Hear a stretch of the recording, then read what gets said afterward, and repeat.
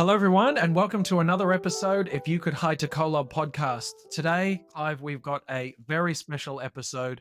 We're here with Sister Carolyn Haynes, who is the Queensland Regional Church History Advisor. Sister Haynes has led a huge body of work preserving and recording the history of the church here in Queensland. And on the 24th of August at the Cleveland Chapel, there is going to be a video shown which steps through the history of the church. You must have a passion for church history. This hasn't. I'm assuming it's been a labor of love. I'm assuming that it's been enjoyable for you. Have you always had a passion of history? Like no one, the amount of work you put together, no one puts that together unless they, I guess, feel that it's good, feel that it's right. Yes, since you mentioned that to me last week, I've been pondering, where did I get a love of history? And I don't know. I think really it comes just from a love of the gospel, and I've lived it.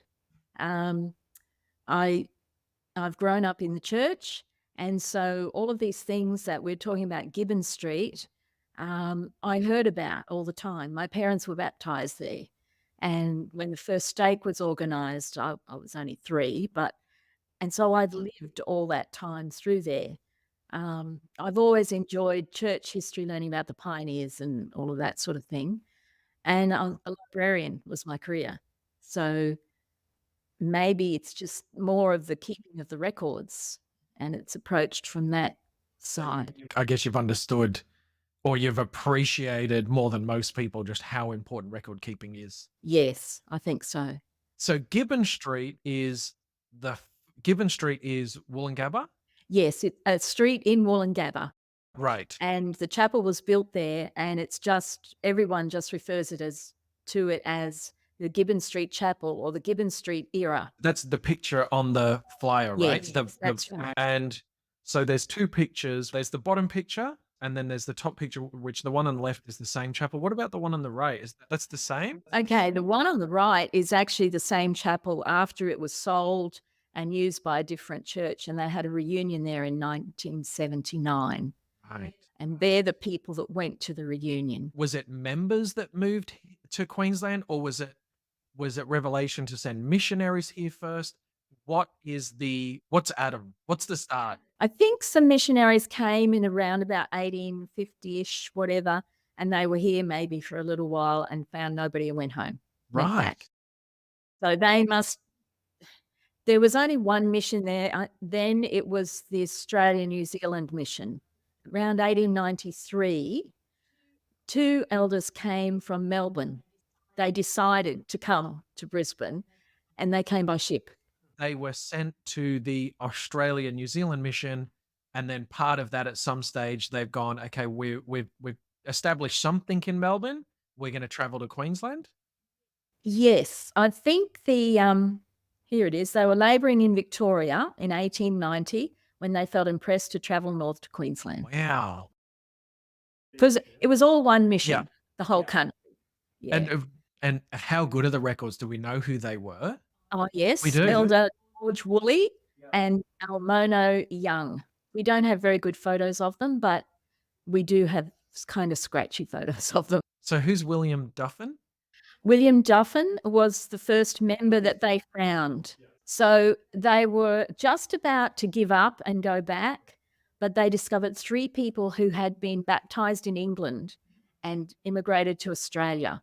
And that was William Duffin, his wife, Sarah, and their neighbour, Betty Leach. I think the missionaries had a street meeting or whatever, and the Duffins went Yeah. because they'd been praying for missionaries to come. And so that's how it started. And by 1896, they had about 70 members, and the branch was organised. From all of these came from these missionaries? Well, they must well, Like, well, it was these missionaries that led the work. that's right. I'm There not sure how long they were actually there. Yeah, but I mean, talk about the field being ripe. When they did it, they would have established a sacrament reasonably quickly. They met in the Duffins' home. They met in a few different halls that they rented. And are all of these places gone now? Yes, I think It's they a all while are. ago. Yes, Oh yeah. my goodness. So by 1896, there's already 70 members. in Yes. Queensland, all meeting in Brisbane at the Duffins home or separate halls. Okay. And you talked about earlier when we were chatting that there was just one mission. What there was just one mission through the whole thing. So would it have been the missionaries charged? Because they wouldn't have been able to write letters to go back to Salt Lake and say, "Hey, we've got 70 members. Where do you want us to go?" They would have probably have just traveled around, or maybe more missionaries would have got sent. Well, they would have had the mission office was originally in Victoria, in Melbourne. Okay, so mission president in and had missionaries around. Yes, Ah, yes. I It didn't was it realize it was was. a bit organised. Yeah, I Yeah. didn't realize it was so well established so early. Um, yeah, that's what I didn't realize, just how early it was. 1890, says here the mission president was Angus Wright, or then John S. Bingham. And so, yeah, every few years there's a new mission president. Yeah. But John Murdoch was one of the first mission presidents in the Australian mission in 1851. 51. So the pioneers haven't even finished, right? In No, that's right. 1851, That's right. the I okay. I wonder if that was if Joseph Smith had anything to do with it before his martyrdom, if he said we need to head to Australia, or it was Brigham Young who said we need to head to Australia. That's super interesting. I wonder what the revelation was, or who, because I mean, it was either one of them. It would, and if it was Joseph Smith, it would have taken, then it was sort of 5 years later, but they would have had to have boarded ship. Well, there is a quote by Joseph Smith, and he talks about sending missionaries to New Holland. Includes that in all the thing. Yeah. Oh, that's amazing. So Australia was on Joseph Smith's mind. Yes. That's The whole unbelievable. world was. So the church is established. What were you? 1896. 1896, the first branch was officially organised. The members. It gets to a point then, because there's 70. It gets to a stage where they say, "Hey, we actually need somewhere to go." Yes. By the turn of the century, they had a sort of it was a building. The missionaries had rooms there where they lived, and there was a big room upstairs where they would hold meetings, sacrament meeting and Sunday school and different things like that. So it says by the turn of the century, the branch had almost 130 members. 130 members and still meeting in Brisbane. Yeah. And I mentioned this to you, this Conrad Trost. Yes. Like, so what I know of Conrad is, so my wife, Conrad is my wife's, I'm gonna say maybe 3 greats or 4 greats grandfather And he joined the church in Toowoomba. in Toowoomba, right? So his story was, they would cross rivers or something, That's right. Elisa's nan will watch this and she'll be spewing that I don't know enough about it, but she gave me some wonderful information, and Conrad Trost sort of, he was a bit of a pioneer, I think, in that area, and then he ended up getting to Gibbon Street because I think, him and then his family were baptized in Gibbon Street, and perhaps he even Yes. helped build it. Members helped build it. Well, yeah. So he would have been there maybe in the 1910 to 20, that time period. Yeah. I think he came. I actually was reading some of his journal. I had a page out of it. I can't remember the year that was on. He talks about being ordained when he joined the church, and then he was ordained a deacon and a teacher and a priest. He has this in his journal. And that was like in about 1912, 1915, around about that time, I think. But what I do know about Conrad Trost is he was responsible for building the font The at font. Gibbon Street. Yes. Okay. So so he built the font, and that was a really special memory and a special thing held in the family. And so that was in 1930. Oh, right. So baptisms were in Brisbane River? Eckerman Creek, I had read somewhere where someone else was baptized at Lota. Yeah, so it was wherever. Build a font straight away for any particular reason? They didn't have the skill set early on? Well, They they didn't need might not have thought about it. The way Gibbon Street Chapel, like, it's a very simple building. So if you look at the front of it, okay, it had steps going up the side. You went inside and there was the chapel. And behind there were a couple of bedrooms where the missionaries slept. There was an attic upstairs where the missionaries slept once it got bigger. and they used these rooms for classrooms. There was a bit of a kitchen out the back. So that was the chapel. It was not very big. So they had a pulpit at one end. The baptismal font was actually underneath there. So they lifted up the floor and the baptismal font was underneath. That would have taken a bit of engineering. Yeah, it was concrete font was built. And so when they needed to fill it, they had to run a hose from the kitchen or the chip heater. People won't even know what a chip No, heater I was about to is. say, what's a chip Um, heater? and I couldn't even hardly tell you. Okay. But it wasn't a wooden stove that heated the water. They had to run hose over the floor into the font. And And so did they have to pull up floorboards yeah, and, like, literally they lift? had well, it was like a trapdoor thing. Okay, So they lifted that up. That's how they had baptisms. sure. And of course, so you didn't have a baptism just every week or whenever. Even the children, when they turned 8, they'd wait till there was a group of them and they'd have the baptisms on Saturdays or because it was such a to-do to fill it up and then empty it. And So by this stage, I hope we're not skipping too many detail, but by the time they're doing baptisms, is it a ward now? Is there a bishop?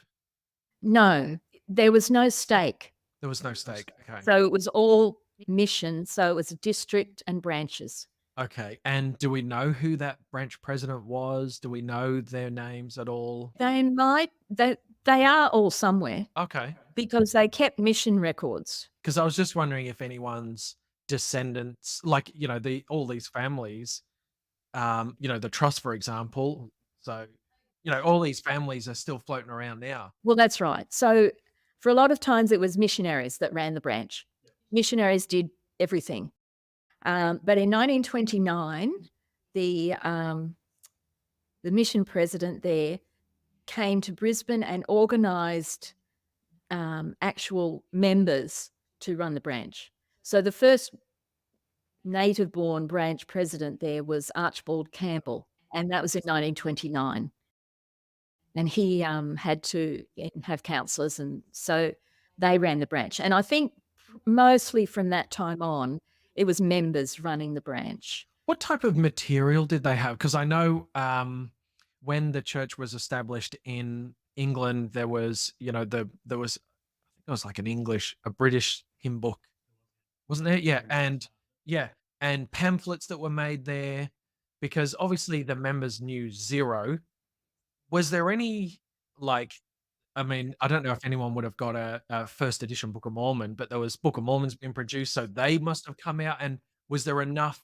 Did anyone get given Book of Mormons, and how did all of that work? Well, the missionaries would have had to bring all of that. It would have come from the missionary and through the mission office. So the mission would have ordered supplies and things like that. But you think the mission Yeah, president was like a state president, so he would have to organise all of that. and he was still in Victoria at this stage? At some stage, they moved to Sydney. Okay, so as in the church's headquarters moved Oh, to Sydney. yes. Okay, so at some stage, church headquarters go to Sydney, and they're ordering Book of Mormons from Salt Lake. They're ordering, um, hymn books. They're ordering Sunday school manuals. I almost bought with me some old hymn books. Like I've got one from about 1909. And for Mutual too, they had different song books and stuff, but it was all from America. You did mention last time that a few of the members ended up moving to America. Did that affect the growth of the church for a while? It did for a while. And particularly, I think more people maybe from Sydney and Melbourne went, not so much from Queensland, although there were some families that went. Parts of families might have gone. Okay, Like, I think, like with the Orth family, they were a pioneering family, and some of the children moved to America, and some are still here, and their descendants are here too. right, okay. The Campbell, Archibald Campbell, so his daughter, he's connected to the Mora family. So you might know Elder Mora, who's Yeah, Eldamora, yep. yeah. So Archibald Campbell is his great grandfather. Okay, so what year are we at? We're at We were at 1930, but the chapel was built in 1904. 1904. Okay, 1904, the members finally get somewhere to go and worship, that isn't at someone's house, and it's ran by the missionaries. And then in 1929, the first branch president, Archibald, is called. and he will then subsequently call counselors. And so the church is then really organized and can stand on its own 2 feet without having to rely on missionaries. Well, the missionaries were still a big part Right. of the branch. Some of the people we interviewed on the video, so they, let me think, they were born probably in about the 1930s. Okay. So the time period that they're talking about is 30s, 40s, and 50s. Right. And things like they were blessed by missionaries, they were baptized by missionaries, not necessarily their fathers, like we would do today. Or even sometimes they were blessed or baptized by one of the branch presidency or one of the leaders rather than their fathers. It was just Gotcha. a little bit different. Yeah. Okay. So the missionaries are really still a vital part to the ongoing Yes. organization of the gospel here. Okay. Yes. That's interesting. Do we know if Australian missionaries were going around at this time? When President Lillenquist was the mission president in the 50s, he started calling Australians to serve in Australia. And one of the sisters that we interviewed, Sister Val Croucher, who was Val Campbell, she was the first sister called in Australia, and she served in Australia. Wow. And where was her mission? Mostly down south in Victoria. I think so. Yeah. Yeah. Well, that would have been the most densely populated place at the time, right? So there were quite a few of the young people, sisters and elders, who were called to serve in Australia. And that really, I think that's started to really establish the church and the leadership and everything in the country. So that was in the 50s that sort of started. So the church has been established. Missionaries are now going out. Is it still Gibbon Street, or do we now have? I'm not going to say lots of chapels. Is it just Gibbon Street still? Right up to the 50s, it was still Gibbon Street. In Nambour, there was a branch established, or in 1936, they had a building that was their chapel. So there's members are starting to be established up there on the Sunshine Coast area. Pioneering family up there was the Atkinson family. Okay. And they moved from Brisbane? Or No. the missionaries found them? Yes, yes. It's a big trek of Missionaries the from there. missionaries back then. And there was a branch established at Ipswich. Right. My parents actually joined the church in Ipswich in 1951. They came to Gibbon Street to be baptised. So when they were then driving home with the missionaries who baptised them, and there was another family who joined the church at the time, they discussed, wouldn't it be great if we had our own chapel? A week later, they had a building committee organised. Oh, wow. I know, it's like, I mean, talk about getting on with it. and they started building their own chapel. They raised money and bought land, and the members themselves would work every Saturday and holiday and building the chapel. Well, that was in 51. In 1955, Yeah. President Mackay came out to Australia. So he was the first prophet to visit Australia, and he travelled all around and visited the different places. He laid the cornerstone for the Ipswich Chapel. And after he then went back, the church building program became established in Australia.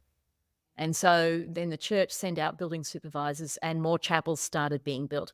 And that's when a lot of chapels, I think they built 14 chapels over the next 2 years or so, all throughout Australia. So President Mackay had seen the work at Gibbon Street and then goes back and goes, the work is growing. We need to put something in place. The work is growing massively in Australia.